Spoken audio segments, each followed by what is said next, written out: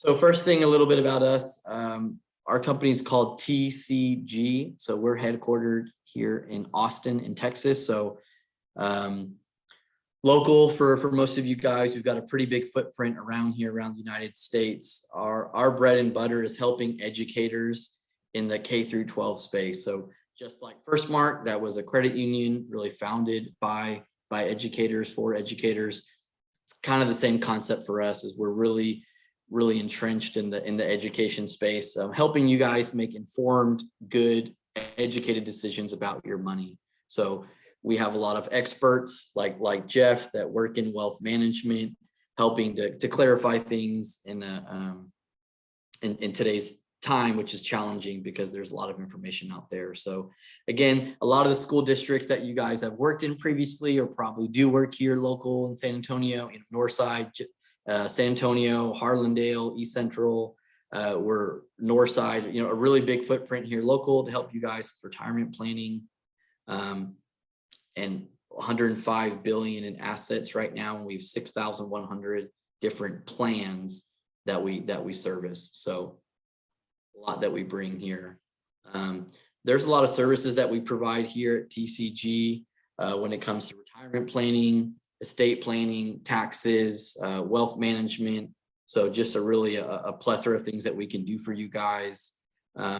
We'll touch on some of those today. Obviously, we don't have a lot of time to get into the details, but really, as members at Firstmark, there's a lot of services that you have access to now, and partnering with us that we can help when it comes to retirement planning. So there's a list of them there, again, that we can help you guys with. Today, we're going to focus more on the retirement piece of it. So I'll kind of take over here. Hey, Jeff Morneau, really nice to be with you this evening. So what affects market volatility? So first off, market volatility is basically like the spectrum to which the markets go up and down. And one of the things that investment advisors we have to be really careful of is we can't predict the future. We don't have a glass ball. So what we tend to do is look back to help us look forward to, ease some of our anxieties and to help kind of strategically get through these rough times. We're going to be talking about bear and bull markets. So you may have heard of those two. Basically, a bear market means when the market goes down over a long period of time, and a bull market is when it goes up. You might see the bull statue in front of Wall Street because they want the market to go up. Unfortunately, that's not what's going on right now. So we are in a bear market. So here's some information about bear markets since 1928.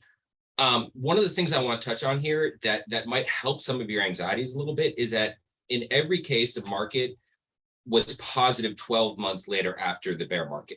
So there has always historically been a rebound, and not just a rebound, but a rebound and then some. So if you look at the last point here, the average increase in the year following these decades, these declines was 47%. So, obviously between since 1946, there's been 12 bear markets and 11 economic recessions, and the market is magnitudes higher than it was in 1946. So even though at that time you might have been, people were freaking out, really fearful, the markets have always rebounded. Next slide. So here's kind of a visual representation of what I was alluding to. Some things I want to highlight here is you can see basically how these bear markets that are in the negative, they stagnate, right? It's like almost part of a cycle, a recorrection. They're not predictable because they're not evenly spaced, but they are reoccurring. And one of the other things I want to highlight here is that the length of time is much shorter. So the average since 1929, the average bull market that goes up is 2.7 years. The average bear market has been 9.5 months. Now, officially, we entered the bear market in mid-June, so we're entering our fourth month of it. And again, we don't have a crystal ball, so I can't say, hey, 5.5 months from now, we're going to be rebound and be in a bull market. But it gives you some idea historically of kind of what's going on. So what's behind market volatility? So we have various investment risks influence volatility. And I'm, rather than kind of go through each of these individually and give the definition, I'm going to kind of use today's world to help highlight what these are. So The war in Ukraine, that would be international risk, right? No one really could have predicted, I guess, besides Vladimir Putin, that there'd be a war in Ukraine. So that is an international risk that's going to affect the volatility of the markets with supply chain. Also, what we see with inflation coming off the COVID and the shortages, and also the windfall of money that entered the market, we're seeing inflation risk. So, that even if you are invested, unless you're getting 8.3%, which is what the inflation rate is in August 2022, you're actually falling behind in the purchasing power of your investment. Interest rate risk is, it kind of related to inflation. As inflation, they try to cool inflation. The Federal Reserve is raising interest rates. You might notice this in like the housing market as mortgages get more expensive, borrowing money gets more expensive. Bonds tend to go down, and also the market cools when interest rates goes up. So a lot of people are saying, oh, we're kind of self-inflicted recession because we're raising the interest rates to cool inflation. That's going to have an effect on the market. Market risk is just like across the board. When all of the market goes down, like an example that would be like the pandemic, right? That was obviously a virus. There was nothing in the financial markets itself that caused that market risk, but because all the markets were tied to the global economy, all the markets went down. And then business risk is if you're invested in individual stocks of a business, that individual business will have risk as well. A good example of this is like if you were invested in Ford and there was a huge recall that scared investors, and that individual business goes down, that's business risk that you're susceptible to. Okay. This is actually a really cool slide, and because it kind of illustrates how typically when the markets go down, we do what's intuitive, but that's counterintuitive to what you should probably do in investing. So obviously, when you looked at that graph over time, markets go down, then they rebound, and then some. So a lot of times what happens is when the markets go down, people freak out. They see the value of their investments going down, and they sell. Well, what have they done? They've locked in that loss. So they sell, they've locked in that loss. And then when you see these massive rebounds, then they're like, oh man, I'm missing out. I'm getting FOMO, investment FOMO. I need to get back in. Well, what have you done? You've locked in a loss, and now you're buying at a higher price.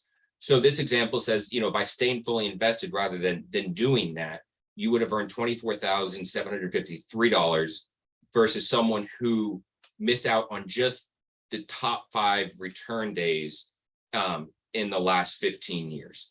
So that bounce, if you miss out on that by being fearful and pulling out, especially if you're in it for the long run, you could really lose out on some gains. Yeah, that's a great point. And I just want to add to you guys as well, given that things are pretty hectic, right? In today's time, like Jeff mentioned, with Ukraine and Russia and presidential elections and all these kind of things.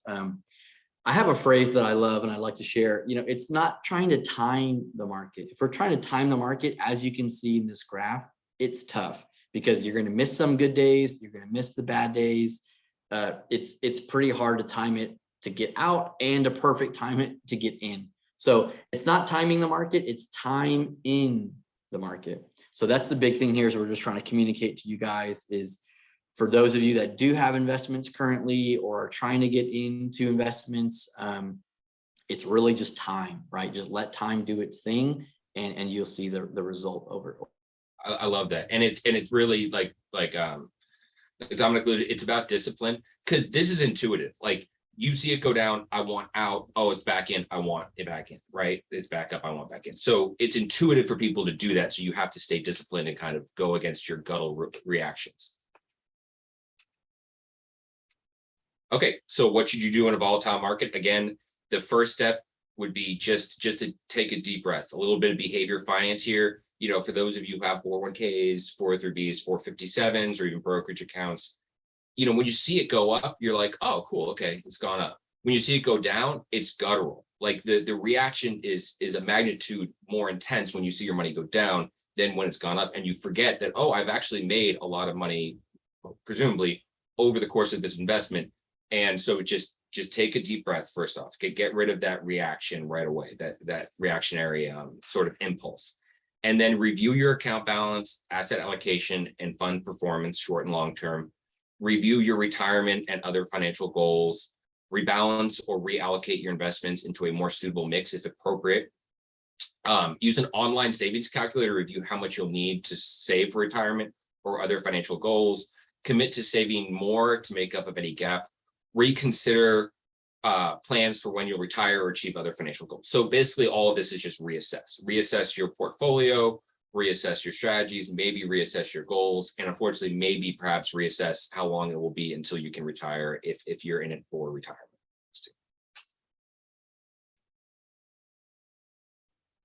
Okay, great. So shifting focus a little bit. So kind of that was a snapshot of the economy as of late. We talked about things with, inflation, timing the market.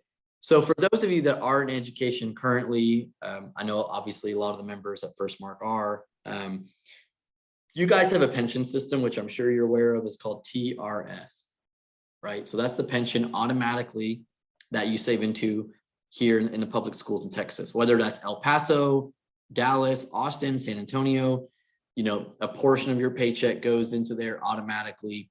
Every time you get paid, a portion goes to the TRS program.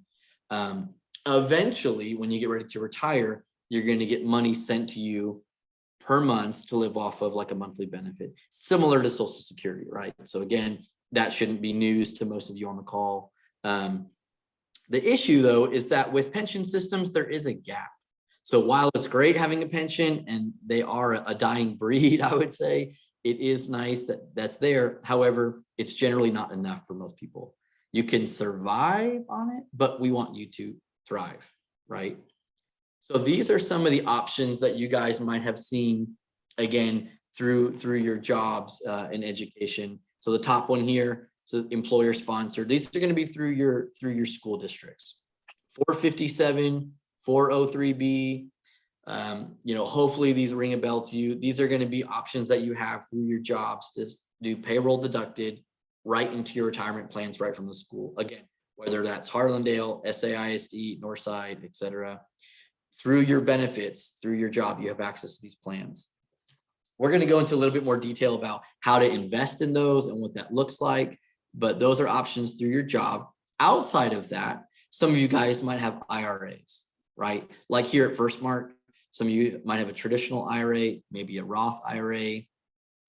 Again, retirement vehicles that are designed to just save and add into, and over time with the interest compounding and growing, you would have access to that, at a later date in retirement to help live a comfortable, normal life in retirement. And lastly, here at the bottom is, savings accounts, right? We all have credit unions that we use and institutions like that, banks for checking accounts, savings accounts. And then there's brokerage accounts, which are also investment accounts, not necessarily earmarked for retirement, but still an investment that you can use. So the idea here is that you have a lot of options to help you save for the future. So again, on the call, whether you have little experience in this or a lot of experience, there's a lot of vehicles that you can use to plan and save. And, we're just trying to show you some of those here today. I like this slide because I think there is a lot of confusion when it comes to the different retirement accounts, because there are a lot of numbers, right? A lot of letters. So it does get confusing for most people. 401k, right? 403b, 457, IRA, a lot of jargon. To keep it simple, this is really just tax code. The idea is these are all just vehicles that you have that you can funnel your money into to save for your future. Now, we all live in America, so we're going to pay taxes, right? Whether we pay on the front end, whether we pay on the back end, we're going to pay the taxes.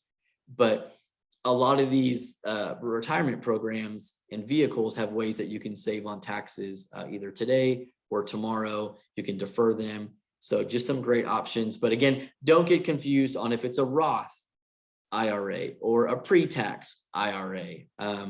That's just different coding. So don't get confused on that. Roth versus pre-tax, again, that's just how you're treating the taxes. The idea is that you have a vehicle that you can allow to send your money through to get to your investments. So hopefully that's a little clear. We're going to have our information at the end of the slide, just for you guys to know. So as you have questions, feel free to add them into the chat. We will have a Q&A session at the end of this to answer some one-offs, and we're happy to visit with you guys as well after the call and schedule a time and date to visit with you one-on-one. Because again, we're kind of covering a lot of information, but we don't have a lot of time to go in depth. Okay, all right, awesome. So now we're going to go into understanding asset allocation. You know, I'm going to try to kind of do like a flyby of some things that you might see in your, actually, Dom, can you go, no, this is good. So what you might see in your 401k, 403b, or brokerage account. So what it is, asset allocation is the process of dividing your investment dollars into various types of investments. In a sense, don't put all your eggs in one basket, also known as diversification. Okay. Why is it important? It may help you pursue your investment goals, may allow you to maximize return potential when managing risk. And we're going to talk about the different major asset classes and the risk and return of each going forward. Okay, so I want to take a brief moment before we get into like stocks, bonds, and cash equivalents, with the three asset classes we're going to talk about today. Because a lot of times in your retirement accounts, you're going to, or your brokerage accounts, you're going to send something called a mutual fund. You might not be familiar with that is. Well, a mutual fund is a pre-packaged pooled investment that will contain these different asset classes that will be managed by a professional. And so it will include stocks, bonds, and cash equivalents. So you might see individual stock indexes or bond indexes or cash equivalents, and then you might see mutual funds or target date funds, which we'll talk about in a little bit. So just kind of segueing from mutual funds, you know, one of the most well-known asset classes is stocks, where you own a share in a company. Historically, stocks have provided higher long-term investment returns, but they're more risky than your bonds, and clearly more risky than your cash equivalents. They can be issued by large companies, mid-sized companies, and small companies, both in the US and internationally. And that last bullet point, I want to take a minute, because you might see something where in your 401k, it might say mid-size, mid-cap, large cap, small cap, emerging markets. You're like, what does this mean, right? So within those the stock indexes, large cap capitalization means a huge company, right? So if you were going to think what is the startup that your uncle's trying to get you in, is that going to be more or less volatile than Apple? It's clearly going to be more volatile than Apple. So the larger the company, the more stable they are. So the large caps are going to be the most stable, and less volatility. The mid caps are going to be, you know, that mid-range volatility, and then your small caps or your emerging markets are going to be the most volatile. And then yeah, we're good on that. And then bonds. So I kind of like to think a loan to a company or government entity that is obliged to pay back principal and interest, generally less risky than stocks, but with less growth potential. So in a sense, people associate like, oh, stocks and bonds kind of like interchangeably, but bonds really, you know, most of us had experience with taking on a mortgage or a car loan, where we have to pay back the principal and then pay some interest on top of that. Well, with a bond, you're sitting on the other side of the table. You are lending these monies to government entities or to corporations, and they are paying you back, and as the principal as well as some interest. Okay, and obviously, you know, the U.S. government is a very stable organization, right? Been around for a long time, and a lot of these corporations. So the risk is less that they are going to pay you back than the risk associated with investing in a part of a company would be a security. So again, bonds, less risk, but also less return over time, more conservative than stocks. And then we have our cash equivalents. So you're like, what does this mean? Why it's just cash, right?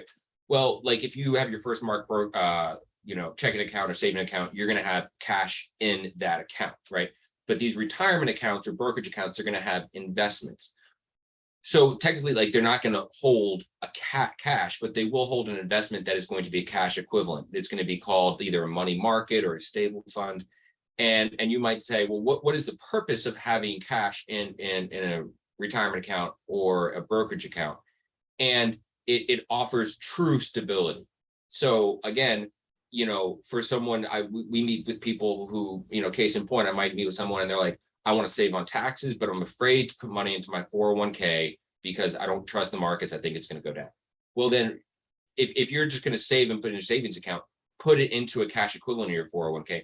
That way you're getting the tax savings and you're not dealing with the volatility, right? And lots of times in these mutual funds or in target funds, the cash equivalents will be a portion of that fund just to add that extra stability.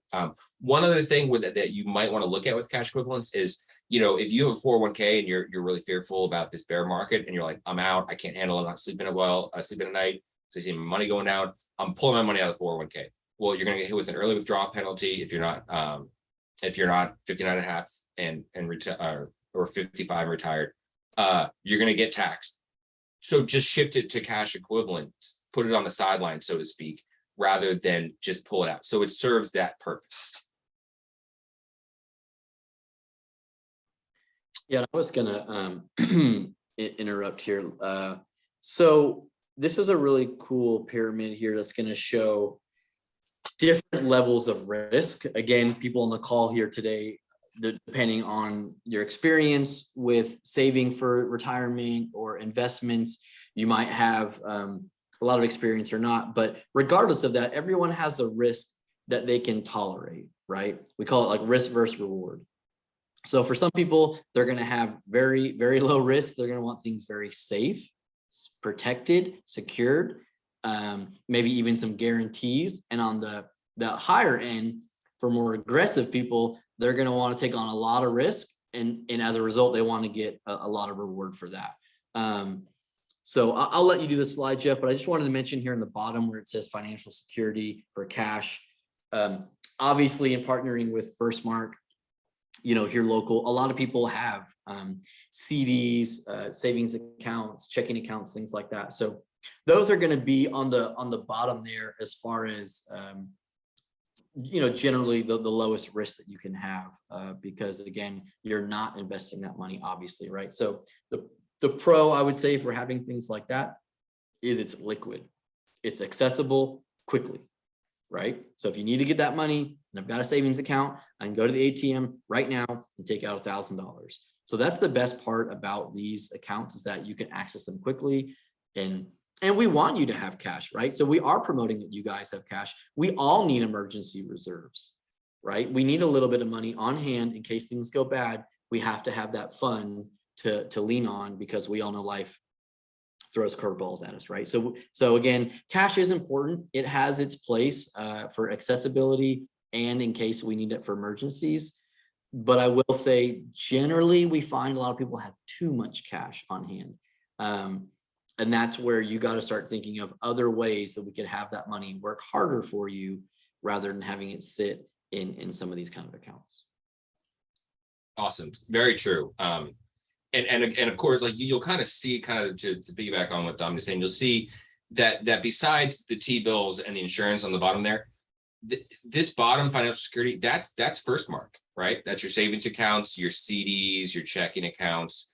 And I really like this slide because in a sense, this is a kind of visual representation of what TCG does, is where we kind of pick up where Firstmark leaves off in terms of what they do. And what our main role is risk and return is a spectrum, right? And it's a spectrum based on your individual risk tolerance, your individual needs, your timelines when you're going to need the money, how much risk you actually have the capacity to take on.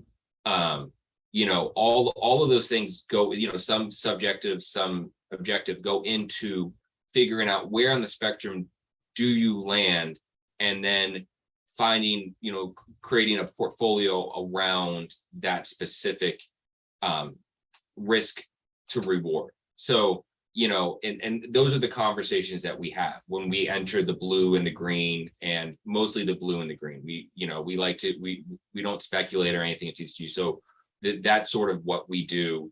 And for a lot of people, who have a longer need for money, or, such a long time frame, and they might think that they're not really on the really bottom in financial security, but they might be more heavily skewed towards financial security, then than they might want to be. Or, they might be right in the right place. If you're trying to save for down payment of a house in 6 months, that's financial security, right? If you are very old and into retirement, you might be more concerned with financial security than growth. So those are the conversations we have, and this kind of visual representation of where TCG picks up from First Mark and our relationship, if that makes sense.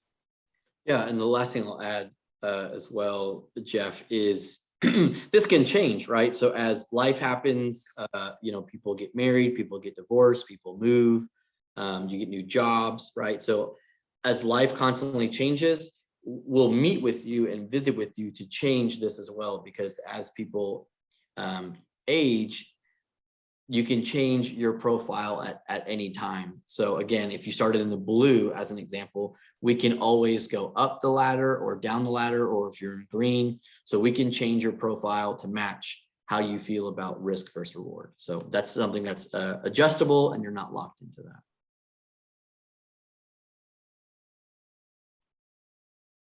Awesome. Okay, so some other things that you'll see in your a lot of times in your 401k or retirement plan, or even in a brokerage account, one of your options is something called a target date fund. And this is a really cool way to be able to match your time frame with your investment. And let me kind of explain what that means. Is if I was talking to a 22-year-old who had a 401k, and I would say, you're 22, this is a 401k, this is a retirement plan, you're young, go aggressive. And they put $1,000 in, or they defer $1,000, and the market goes way down and they lose 20%, they lose $200, and they call me and they're like, Jeff, you led me wrong. It's gone $200. I lost $200. I would say, you're 22 years old. This money is for when you're, presumably, like, let's say 62. If the markets don't come back in 40 years, we saw that graph with bear. If there's a bear market for 40 years, then we got bigger issues than just your retirement, if that makes sense. So you can handle the volatility as you're much farther away from that need for that money. Now, if you were 62 and you had $1 million and you were in the same, asset allocation heavily in stocks, and went down, you lost $200,000, that's not okay. Like that is a big deal. So what a target date does is there will be a number associated with it, a date, let's say like 2055. So if you're in a 2055 target date fund, everyone in that fund is hoping to retire around 2055. So it's going to be managed with that time frame in mind. So as you're farther away, it's going to be more aggressive, right? More in the stocks asset, and then it's going to rebalance to being more and readjust that asset allocation to be more conservative as you get closer and into and past retirement. So really cool way, set it and forget it, but also your asset allocation inside of your portfolio is being adjusted based on your time frame. And then a life cycle fund is more or less just, really quick, a life cycle fund is similar, where it will be like, hey, conservative, moderately conservative. So that's just the risk tolerance. And it will, let's say it was like a conservative, 50 stocks, 50 bonds, right? But then the stocks shoot up to 75% because they have a really good year. Now you're more heavily in stocks than you are in bonds. That's not the portfolio you want. So what it does is it will sell the stocks, bring it back, so it will rebalance it to maintain that asset allocation inside of that fund. Sweet. Choosing your investment mix, some things to consider. And this is just, this seems like a simple question, but again, this is how do you feel about market risk? And this might be a good conversation to have with an advisor, TCG advisor. We can kind of pinpoint, because you might not even be really aware, really thought about how comfortable are you with risk. You might think, oh, I'm a go-getter, I like to, drive fast, this and that. But when it comes to money, I see money go down, I can't handle it. Or you might be someone who lives more conservatively, but actually, like, you internalize and you understand that volatility is part of long-term investing. So you can handle more risk. So this is an individual question. It's one of the things that we look at when we do create a portfolio for y'all. Yep, I would just echo what Jeff said as well. This is an important part of the process, is looking at your time horizon, and then how you feel about the market, and again, taking risk or not. And And these are general terms, so this could also be in your 401k, right? This could be your 403b at school. This could be your IRA at Firstmark. So all of these types of accounts, you have to take into consideration of how your investments are mixed or built, and then how do you feel about like, you know, your profile that you can feel comfortable with, and again, you can change that over time. So yeah, great question.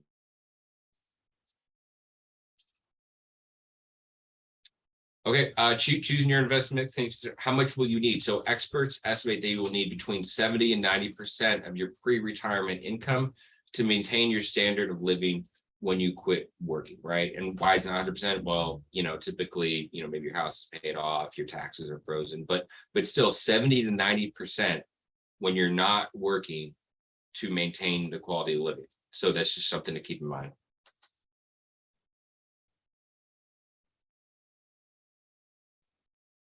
And the other question, this is what keeps people awake at night. You know, it's very scary. Is how long will my money last? You know, a living 20 years in retirement is a realistic expectation. A 65-year-old man can expect to live to 84. Go women, a 65-year-old woman can expect to live 3 years longer. All right, making better life choices, presumably. But you get the idea. And again, we can't predict the future. Medical technology is advancing rapidly. There could be some technology that could make it even live longer, and people maybe not even prepared for that. So it's good to over prepare than under prepare. And obviously you can always pass any money along to your estate and to your beneficiaries, you know, but definitely something to look at. People sometimes underestimate just how long they may live into and past retirement. Yeah, and I would add to that. I think for most people, when we visit with them, one of the questions we always seem to come up during a meeting is, am I going to have enough money? Right. And so this is basically what this question is pointing towards is, A, am I going to be okay? Am I going to have a good quality of life, right? A comfortable living similar to what I have now? And B, am I going to have enough money to do that? So obviously we don't want to outlive our money, and we can make sure that we build a strategy to prevent that. So yeah, that's very important. And one thing I want to add, because I know there might be some educators listening to this, and I try to say it as often and as loud as I can. There's no cost of living in TRS. To get a cost of an adjustment to your TRS pension payments, it takes an act of state Congress, and they haven't done it in a long time. So, you know, you're seeing Social Security, that's indexed to inflation. They say Social Security might jump like 10% because of inflation. You know, TRS is not getting that luxury. So sometimes, you know, if for those teachers who do live 20 to 30 years past their retirement, inflation is a real concern. And that's where, you know, sometimes these investments, these 403bs, 457s, IRAs might also be a hedge against inflation to help keep up the purchasing power of their pensions. Just something to be concerned about. Yeah, that's a great point with TRS. Oh, and there we go. Case in point, and I mean, any other year, this would be like an interesting slide for us to go over, but it really hits home right now. You know, the August numbers came out as 8.3%. Not only does it affect the purchasing power, it also, you know, is having impacts on the interest rates, which is affecting people's ability to buy homes. So, you know, inflation is a real thing. We feel it, everywhere. So it's definitely something to be wary of. And again, you know, one strategy that you might want to look at if you had someone who's, you know, 60 and says, okay, I want to keep this money for my grandkids or pass it on, but 20 or 30 years down the road, I want something conservative. Maybe our goal is to keep up with inflation. Maybe that's just our goal. Let's not lose purchasing power of this investment. So that is the first step to investment is keeping up with inflation. Normally, you know, your CDs and stuff could do it. In today's inflation environment, it's not so easy. So it's definitely an extra consideration when thinking about investing.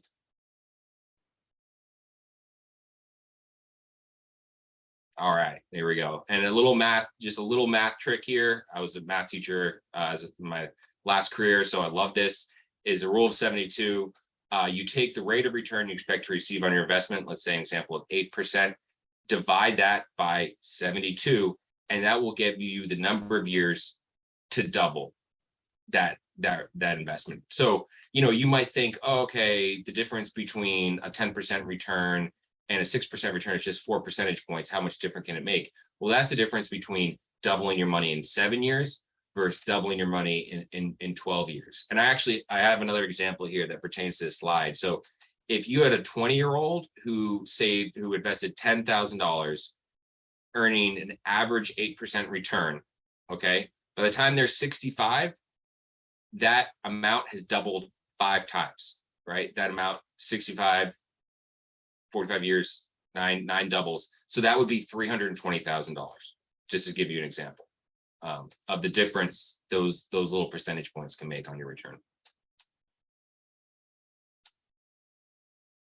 Okay, awesome. And the goals of your diversification is to spread your investments, balance risk, avoid overlap, add asset classes, review and balance. And this just goes back to, you could summarize it and don't put all your eggs in one basket. Diversification.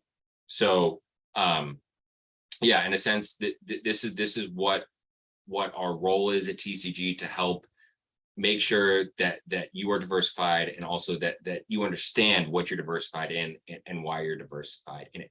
I will also say one last thing as an anecdote that I've experienced is sometimes when you're selecting, let's say on a 401k, and you understand this, like intuitively, you're like, I need to diversify, so you'll select like 5 or 6 or 7 or 10 different options to say, I want 10% in each one. So it's not the end of the world, but sometimes those funds are actually already diversified. So that's the way I want to talk to advisor about, where now you're sort of have this hybrid diversification, which might not be the end of the world, but you don't even really know what's inside of there, where it might be more prudent to pick a already diversified fund that really matches your time horizon and risk tolerance. So that's something that we see where it's I get it, it's intuitive. I want to diversify, but that's where you might want to talk to an advisor to help them navigate you through correctly diversification, so you know exactly what you're in and how to manage it. And then what type of investor are you? So, are you more do-it-myself investors? So we just talked about, hey, I'm going to go in, I'm going to research these investments on my 401k, I'm going to select it, and I'll move money around. Or, even a target date fund is basically you should go in selecting it. Or do you want to have someone kind of walk you through the process, give you quarterly reviews, be there. So if you have questions or concerns, sometimes even just a sounding board to say, is this, is the sky falling? No, the sky's not falling. So even just having that conversation can alleviate some anxiety for long-term investing. So just kind of ask yourself, are you more of a DIY, or do you see the role of an advisor as an added value to your investing experience? And that's it in a nutshell. Do you have anything to add, Dominic? Yeah, I was just going to say in closing, so here's just some ways that you can contact us at our office. Again, we're headquartered in Austin, but a lot of us live here, work here.